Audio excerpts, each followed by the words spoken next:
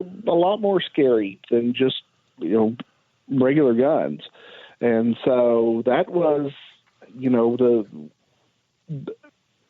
American school children were, right to be terrified of them. But like I said, there's no sense shielding, children from certain truths or possibilities that were out there. And, we should always strive to be well prepared. 1-866-50-JIMBO, 1-866-505-4626, as we head next to a call from Dale in San Diego. Dale, good evening, and welcome to the Jim Bohannon Show. Thank you. Good evening, Jim. Great show, Thank and listened to it for a long time now. Thank you.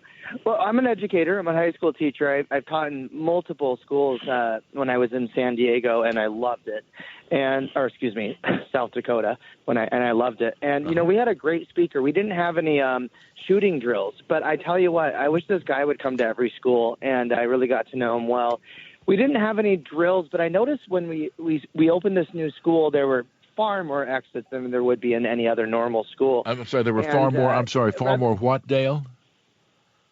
Exits, like exit opportunities to exit the school. Oh, I see. All right, okay. No one's ever told me it was 4 shootings. And by the way, I'm very pro Second Amendment, but I always felt like that's probably why it was. It felt almost unusual to me. But this guy said we never did drills, but just knowing what to do in these kinds of situations would be good. He was an ex-police officer, and now he just does this. And he was saying, he gave us, examples of what happened in other schools over the last 20 years, and how a lot of people were told to duck and cover, hide in the closet, lock the door, shut off the lights. And he basically said, don't be a victim. Run, break the window, get out as fast as you can. Don't try to hide. That's what they're looking for, are easy sitting duck victims and things like that, of course. And it was just so it was very informational, and I think you made a really great point. And unfortunately, it's just the way things are nowadays. I mean, kids have to know what to do as well as the teachers. Yeah. And it all came down to, even if you can't run and the shooter's right near you, do anything to distract them. Throw a Kleenex box, a book, whatever, and just take off. Don't try to protect anybody. Run for your life. And I think that's just something like that, so they know what to do. We don't have to have drills, and I'd be okay with drills, by the way, but just something like that so they know what to do.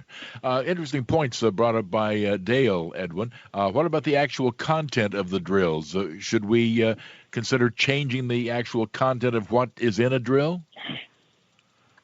Well, I think as long as you're teaching them the basic skills of like I said, just the standard run, hide, fight, those should be, that should be sufficient. And obviously with anything, you don't immediately start trying to teach a first grader trigonometry. Yeah. You build on things. Right. And so you start young and, go with the simple stuff. And then as they get older, get into the more complicated issues. Here's Delmer in Lebanon, Pennsylvania. Hello. Hi, Jim. Hi. And what's on your mind? I just wanted to let you know, a lot of people watch television, and there's a program called Forensic Files, and they even tell you the mistakes that the person made that was the murderer, and people, the wrong people might see the show, and they'll learn from that. And when I was in the Boy Scouts years ago in the 60s, we had a police officer, and he said, whatever you see on television, a crime on television, you'll probably see it a week or two later in person.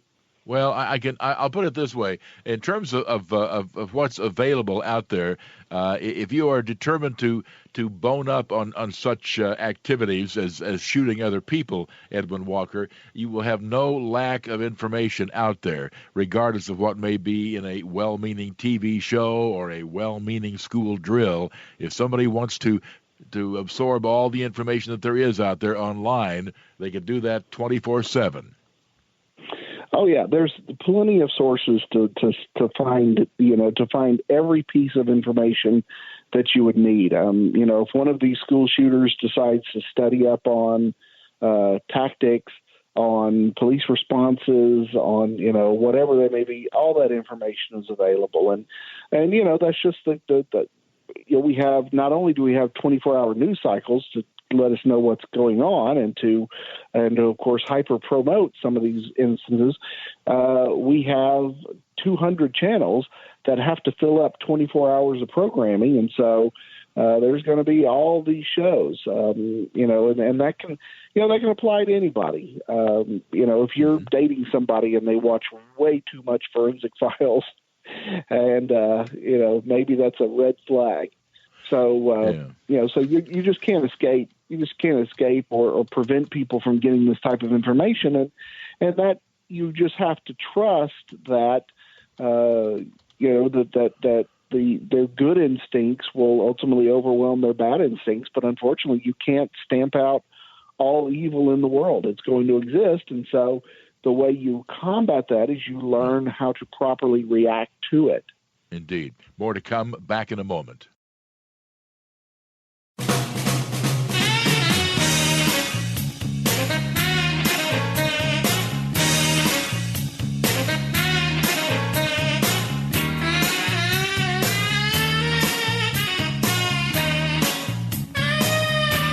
Back to the Jim Bohannon Show as we're looking at the active school drill debate and the debate about active shooters, I should say, in schools and what preparations can be made in advance.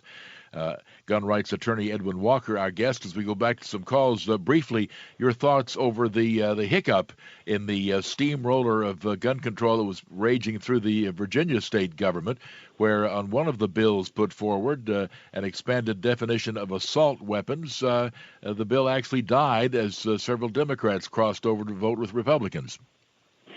Well, it does provide a glimmer of hope that there is such a thing remaining in the American political fabric as a Second Amendment, a person who respects the Second Amendment who is a Democratic politician. Because it seems to me that it's becoming more and more of a litmus test that any Democrat candidate has to toe the line on the Democratic anti-gun rhetoric. I think we had, what were there, like 20 Democratic presidential candidates? Every single one of them down the line, same rhetoric. None of them even paid lip service to the fact that we have a Second Amendment. And so, at least in Virginia, the gun-loving Democrats still exist in some circles. So that's really the only thing I can take away from that. Sure.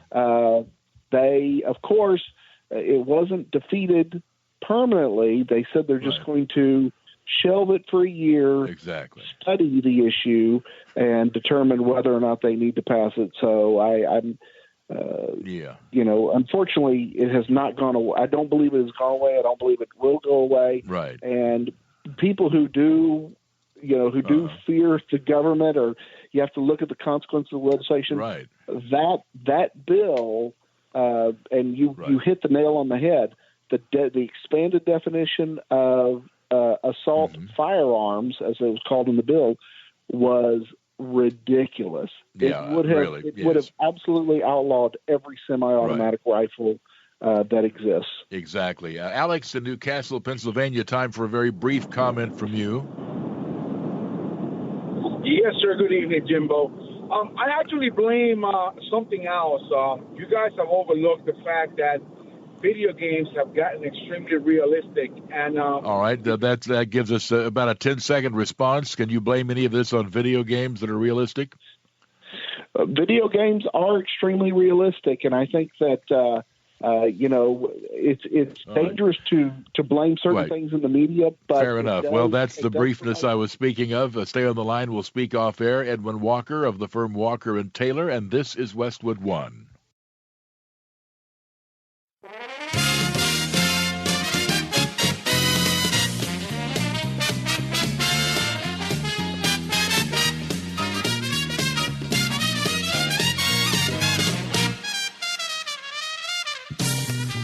Hello there and good evening. Welcome to the Jim Bohannon Show from Westwood One Radio. We're at 1-866-50-JIMBO.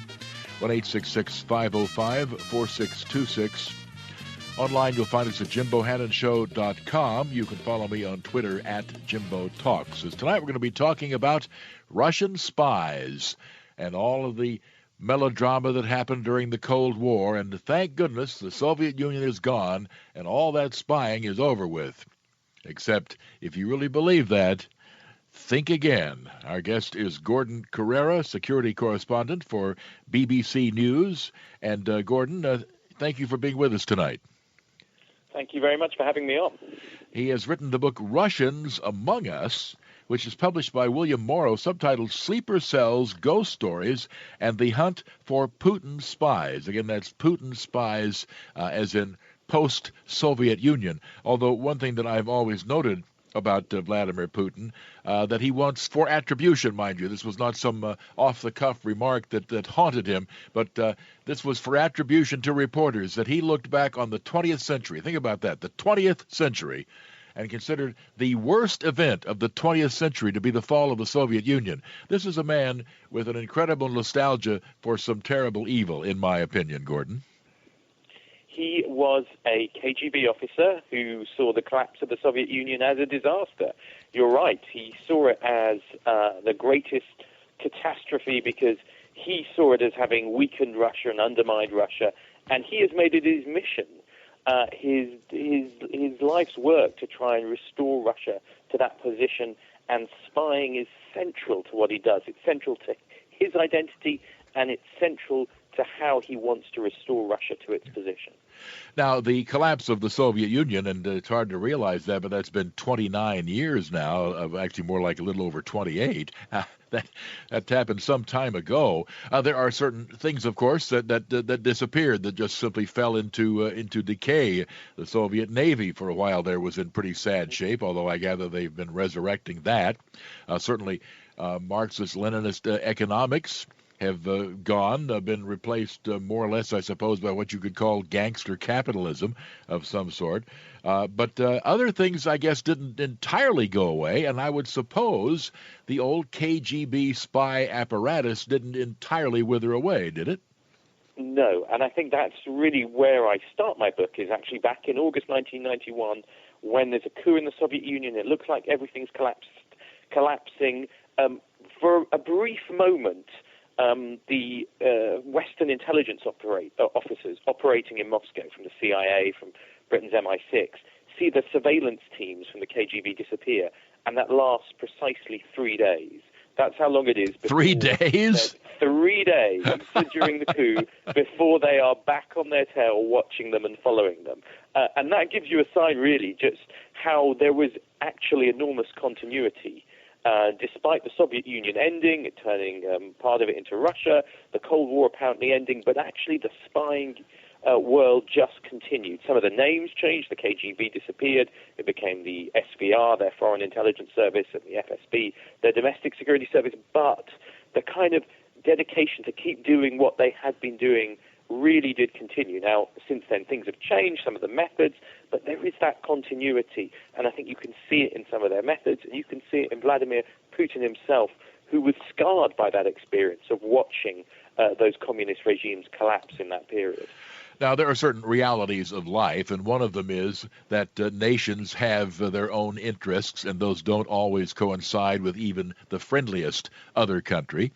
And the fact is that despite the naive words of, I think it was an American about a century ago, that gentlemen don't read other gentlemen's mail, the fact is that they do, and they pretty much always have, and this is just a fact of life. And so the notion that Russia, which of course did not disappear, the Soviet Union disappeared, Russia is still there, and despite how weak it was and the inherent weaknesses of that system, retains, of course, a huge number of nuclear weapons and delivery systems and the like. And I suppose it's not surprising that the apparatus itself would stay in effect, that certainly even with the fall of the Soviet Union, the Russians and the United States were never going to totally coincide on a point of view, and therefore knowing what the other side was up to would be vital. So is what we saw coming out of the death of the Soviet Union in terms of intelligence, was that anything other than what was to be expected. Well, on one level, you're right. You're absolutely right. And the Russians felt on the back foot. They felt they actually